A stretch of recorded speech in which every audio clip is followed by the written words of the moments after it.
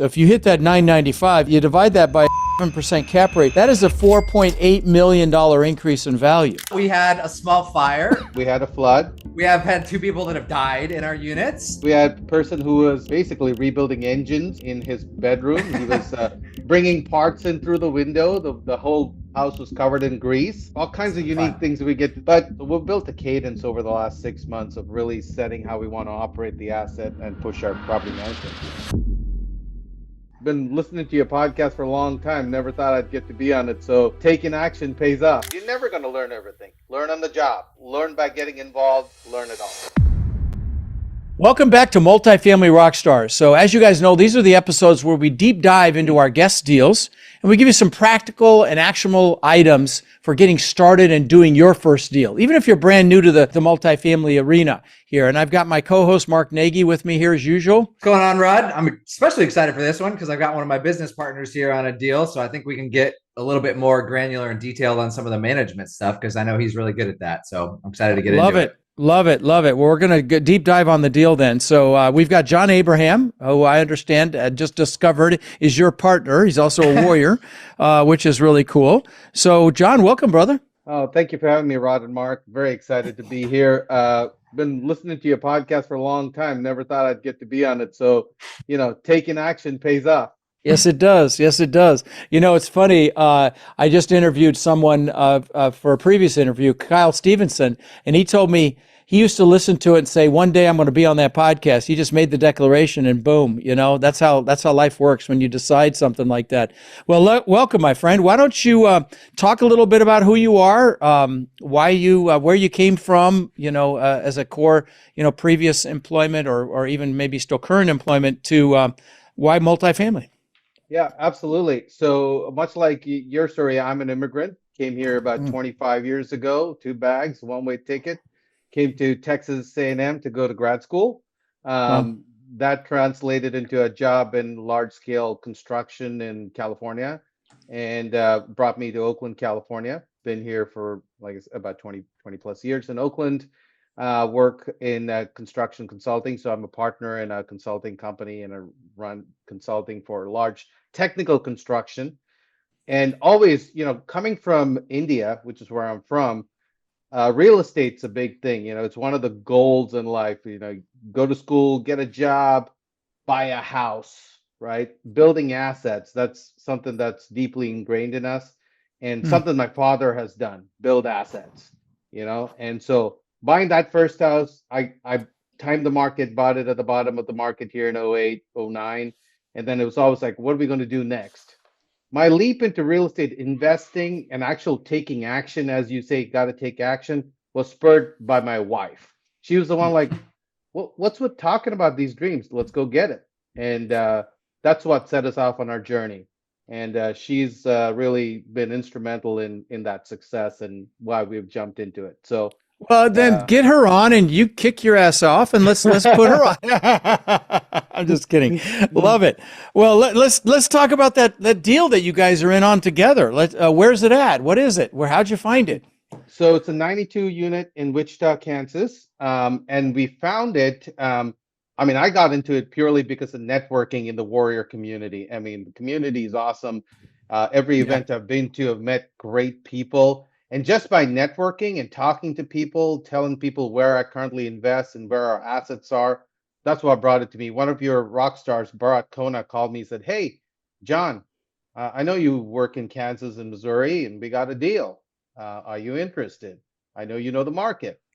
That's what got us in. So it's that power of networking and telling people what you're doing and what you want to do that got me into that deal. So I know you've obviously been instrumental in the asset management, which we're going to get to in a couple of minutes. But what was that kind of initial role that you played to get yourself into this big deal here? Yeah, absolutely. Bharat brought me the deal.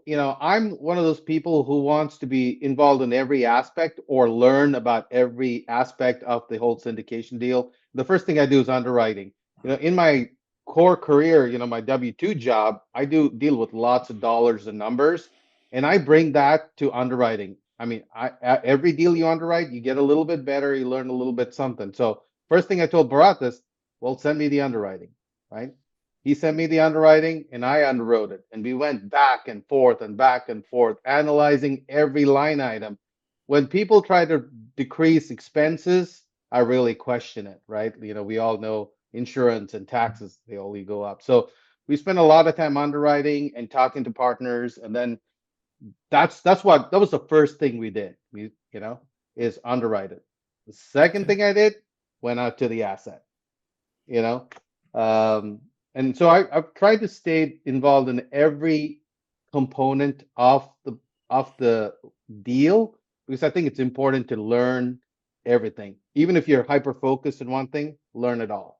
I know you were like you said, you were one of the ones that walked this deal early on, and this was an on-market deal, I believe, through a broker, if my memory serves me correctly. What did you like about the deal when you initially walked it? And I know there are some traditional things, but what did you like about it that said, hey, this is potentially a good deal? I went there. So again, by the way, what and where is it? It's 92 units in Wichita, Kansas. Got it. Okay. Right. And I went there. So we were at the Warrior Only event in April last year, right? And Hemant Pawar, another great warrior, he got up there and said, guys, if you're getting into a deal, you best walk it yourself. Don't get into deal. I was like, hey, we're here. So we took a plane, went out there and walked it, right? I was like, got to do it. My thing is, if you don't listen to advice from people who have done something, then you're doing yourself a disservice. Learn from other people's experience and mistakes, right? What I liked, Mark, I went there, my wife and I went there. We drove the entire neighborhood. We drove in every direction, half a mile. And a lot of the houses, everything was really well maintained, right? Even around in the neighborhood. And the community was full. The car, I mean, you can tell from the kind of cars there are, and you can kind of get a gauge for what the neighborhood and the area was like. And I just liked it. Everything was full, and there was apartments around it. And I saw that this apartment needed a little bit of work, but I could tell it had potential just from looking at what was around there. And I was like, okay, this is going to be good, right? And just looking at where the rents were and doing a little bit of research, use Rentometer or different tools, and like, okay, rents in the 900s, and we're at 697. Okay, there's potential, right?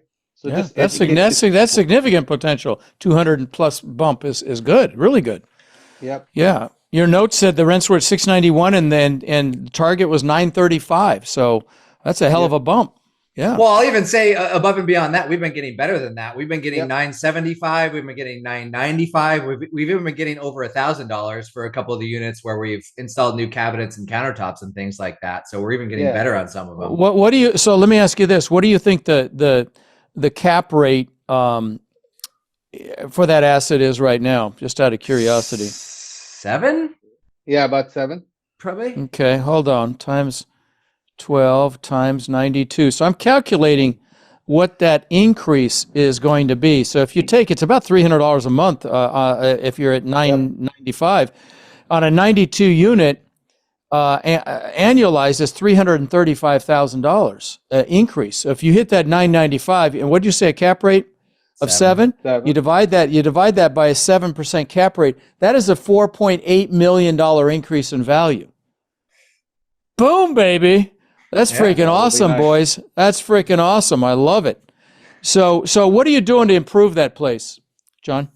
So we're doing exterior upgrades and interior upgrades. So the exterior, the things that we had to do so far was the decks and the stairs. They were in really bad condition.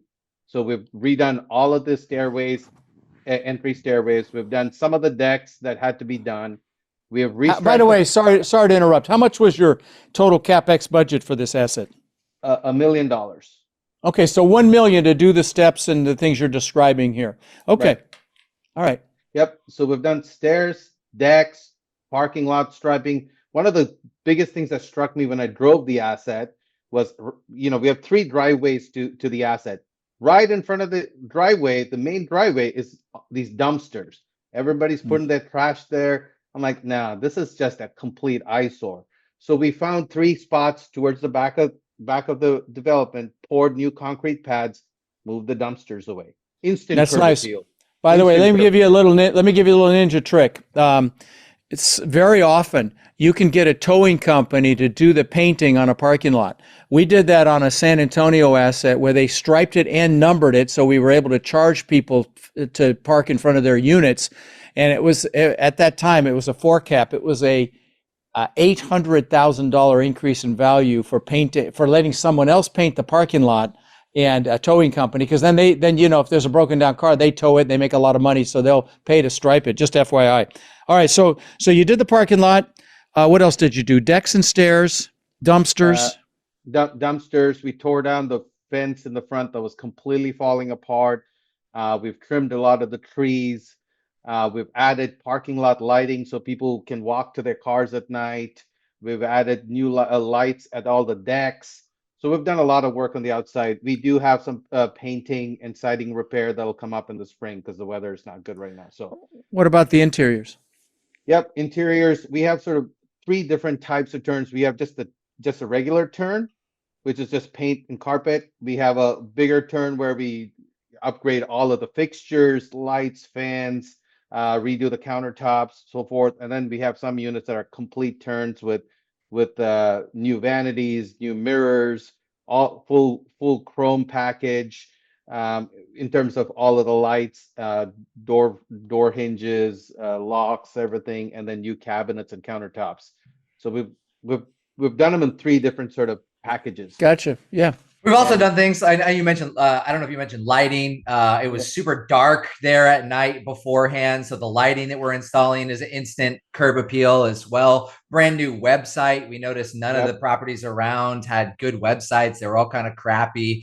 And I want to lead this into you, John, because I know you mentioned the fences and things like that. In terms of I know, Rod, you talk about this all the time, why the Warriors work so well in partners together. I've noticed this on this particular asset that everybody has kind of gone above and beyond to play an additional role to help with this asset. So Chris and Jermaine, our other partners on this deal, they went out there and actually tore down the fence themselves to save some money. Jermaine, he went in and installed electrical outlets on, I don't know, what was it, 60 units or something like that to save money? He did. So we had one of the items from the lender was GFIs at the sinks, right? So there weren't GFI. He did all 92. Well, he did 91 units of GFIs. One tenant wouldn't let him get in, so we did that later. But he personally went out, spent a week, and he did them all. So our partners have been great. We're all trying to do our part to make it a great investment for all our investors. And I want to lead this back to you, John, because one thing that you have been really, really good at is the details. You've put together a CapEx spreadsheet that is awesome. It's all color coded with all the different things and where we're at on the budget. You went out there to the property recently and took pictures and super, super detailed. And I wanted to ask you, where did you develop that skill set and superpower? Was it from a previous job? Did you learn that from the Warrior program? Where did you learn to how to add value into a team like that? So my current, my day job or construction, right? I work for a lot of developers, right? And I tackle our real estate multifamily like I do working for a developer. Everything's about breaking things down into actionable chunks, different categories, and then detailing it out, right? So the report I wrote, I took the exterior and wrote all my observations. I take the interior, write my observations, put pictures to illustrate what the issues are or how we handle those. So it's really comes from my day job, and I've been able to bring all of those skills here because pictures paint are worth 1,000 words, right? And for our team that's spread all over, for us to efficiently see everything, those pictures that I put together in the report really illustrate what's going on. And it's just kind of using the skills I've developed over the last 20 years to kind of help our team be successful. That's awesome. And I will tell you, those of you listening, I promise you have skills you can bring into this business as well. And even if it's just your ability to talk to people, it's maybe some sales ability, maybe some previous construction experience, even management experience of any kind. You can asset management the asset. If you like to communicate, you can be building relationships with brokers and investors and sellers. If you love the analytics, you can help with the underwriting. There's just lots of different hats you can wear here. Now, if you're considering possibly getting some guidance with this so you can experience the life you're wanting this year rather than later, or maybe you just thought, you want to become more effective in how you go about this whole real estate endeavor, that you're listening to this podcast for a reason. Text the word crush to 72345 to see if the Warrior Program might be able to help you overcome that, any challenges that you might be facing to get into this business. And really, what we do in the Warrior Program is give you the map. We give you the blueprint so that you can accomplish what you want with lifetime cash flow. That's the name of the podcast. How's the Warrior experience been so far for you, John? The Warrior experience has been phenomenal. I can't thank you enough for creating the network and the platform and making it so wonderful and giving. I've met phenomenal people. I've met people who have done amazingly well, like great deals. I've met people who are starting, but everybody's giving. Everybody's willing to talk and share their experience. And so it's phenomenal. You've created a culture in the group of giving, and that is just irreplaceable. Yeah. So let's talk about some of the challenges, John, because this deal, it hasn't been daisies and roses since the beginning, obviously. And I'll let you get into it. I'm not going to talk about what have been some of the challenges with the tenants and the property in general, and how we've kind of overcome those over the past 8 months we've owned this thing. Yeah, some of the challenges is a couple of the things that we've tried to do has cost us more money, right, than we anticipated. But that's where really working collaboratively as a team and really knowing where our numbers are helps us plan out the execution of our business plan, right? So, and that's going to happen. It's bound to happen. In spite of all the due diligence you do, you're going to find some things that just, are going to trip you up. You always got to have a contingency in your CapEx, right? Let's say we have $1 million. Do you want to save that 10% or 100,000 of that for as like a contingency? Don't plan to spend it all because things will happen. Our asset managers on our team, primarily Chris and Jermaine, they're phenomenal. I'm learning so much from them on a day-to-day basis, right? They question, as well as you, Mark, we always questioning, why are we spending that extra $20? You don't need to, right? I mean, and that's great because as a team, holding everybody accountable and asking questions really helps drive optimal performance for the asset for us. So, well, that's one thing I'm good at, and Rod knows this as well, is conflict. Doesn't bother me, and I don't mind getting into it with the property managers if we need to. Absolutely. But some other things you forgot about. We had a small fire. Somebody that didn't even live there had a cigarette, and thankfully only burned 2 units. We had a flood unit. Yeah, we had a flood. We have had 2 people that have died in our units.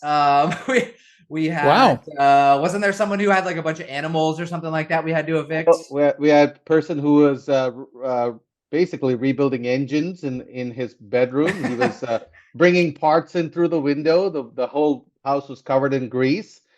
All kinds of unique things we get to see. They had to kills the house so many times to get all that grease stains out. But I think we've also been good about finding a good property management team. They're skilled, and I think a big part of them being skilled is like we've done a really good job of holding them accountable and giving them a format in which to send us updates every week. So we've built a cadence over the last 6 months of really setting how we want to operate the asset and push our property management team. Fantastic job. I loved everything you just said, and that's so necessary because, property management companies, they need to be held accountable. That's called asset management, guys. And by the way, he said kills. Kills is is something you put on fire damage, is something you put on grease and other things that you put on before you paint because it basically pretty much blocks everything. I've had to use it on fire damage if you didn't understand what that meant, but. No, I'm really impressed with what you just said. So let me ask you this. We have a lot of listeners that know they should do something. No, they listen to the show. Sometimes, I've had warriors come on. I've listened to you for 4 years. I'm like, well, why the hell didn't you sign up a year, 3.5 years ago? So you'd be that much further ahead. But tell me, talk about maybe an action item or two that a listener could learn from, or start learning immediately to, forward themselves in this business. Well, everybody who listens and is sitting on the sideline, I would say first thing, come to the virtual boot camp or come to the in-person boot camp, because you cannot start unless you take action. Take action now. Don't wait to learn everything, because you're never going to learn everything. Learn on the job. Learn by getting involved. Learn by coming to the events. I appreciate that shout out. That actually wasn't what I was looking for. You had previously, thank you though. You had previously mentioned communication. Could you elaborate on someone enhancing their ability to communicate, for example? Yeah, I think you got to be able to reach out to people in the network and or anybody in real estate. Go to meetups. There's tons of meetups in every city. You go to meetup.com and look for those, right? Start getting comfortable talking to people. Just any conversation. I talk about real estate in every conversation to everybody. It may be about cars, but it ends up at real estate, right? And just expand your network and just take action. Love it. So let me ask you this, John. What was your why for getting into multifamily, and has it evolved since you've experienced it? And obviously everybody wants freedom, they want money, but how do you speak to that? So to what I just said, give me your perspective on what I just said. Yeah, absolutely, Rod. So the answer is a little long-winded, but let me summarize it this way. I came to America. It's a land where everything's possible and dreams come true, but dreams come true because of the people around you and the people you build your lives with. I didn't know anybody, right? I didn't know anybody, and my life went to construction and real estate. But if you're going to multifamily because just for financial freedom, that's not the only thing there is. There's a whole community. There are people who are giving. There's learning, there's wisdom, there's experience. There's so much more that multifamily gives you than just financial freedom. And if you can focus on those things, the money will come, right? Focus on the people and relationships, and the money will come. So that's my why, because people have made me successful or fulfilled. That's a great answer. Tony Robbins has a saying called the science of achievement versus the art of fulfillment. Achievement's a science. If you want to learn multifamily, text CRUSH to 72345. We'll give you the map. You just got to go do it, okay? And we'll hold you accountable. But fulfillment's an art. And fulfillment is finding out what juices you. And you're a people person, obviously, John, and bringing that into the equation, either through charitable work or ideally, like you said here, through this multifamily game. Finding fulfillment in turning around a community, enhancing a community, making it safer and affordable and more beautiful and all that is very fulfilling. And that's just one example of the fulfillment you can have. The relationships you build, even if you don't do it in the Warrior program, it's just the relationships you build in this business are fantastic. They're lifelong friendships in many cases. So I really appreciate you bringing that up. I'll even just add in one more thing as well, even just on this property, right? Yes, we bumped rents, $300 almost, but the feedback we've gotten from the tenants, people have come to us thanking us for getting the bad tenants out and cleaning up the property and doing all those things. Many people have come to us saying thank you for doing that. And that's Sure. a huge part of it as well. Sure, it is. Very gratifying. So, one of the things we like to talk about, John, is hot topics in the business right now. And, what do you think, in your view, are you hearing out there as a hot topic that's being discussed a lot as it relates to the multifamily environment? Yep. Lot of discussion about great opportunity forthcoming, right? So to leverage that great opportunity, I've been really leaning into building deeper connections with the broker community. I actually, when I go to Kansas City and Missouri or Kansas or Missouri, I go visit the brokers. I, in fact, go see them. We go to lunch together or buy them lunch, and they're like, "Hey, nobody even barely calls us back." So one of my things that I do, and I do this with all people. People call me, I call them back, and you want to position yourself in the right spot for these great opportunities. So I'm working really hard to get in the right spot to take advantage of these great opportunities that are forthcoming. And I can already see, I see just on mailing lists of great deals coming and bank owned properties and stuff. So heeding the discussions and conversations from experts and just biding my time. Yeah, no, they're coming for sure. There are a lot of operators in big trouble. A lot of deals are in trouble, and they're the proverbial what's going to be hitting the fan here fairly quickly. So, John, for people that like your story, want to reach out, chat, real estate, whatever, where can they reach you? Yeah, they can reach me on Facebook at John Abraham or at Instagram, preferably at Nitinvest. That is NITINVESTS. That's my Instagram handle, and I'll get back to you. Fantastic. Well, listen, brother, it's great to see you, and great job on that deal. What a screaming deal to both of you guys. Great job, and I'm sure we'll see you in Sarasota here in just a short while. Yeah, thank you for having me. My bags are packed and my tickets are booked, and I'll see you there shortly. All right, sounds good. Mark, I'll see you later, buddy. Thanks. Thanks.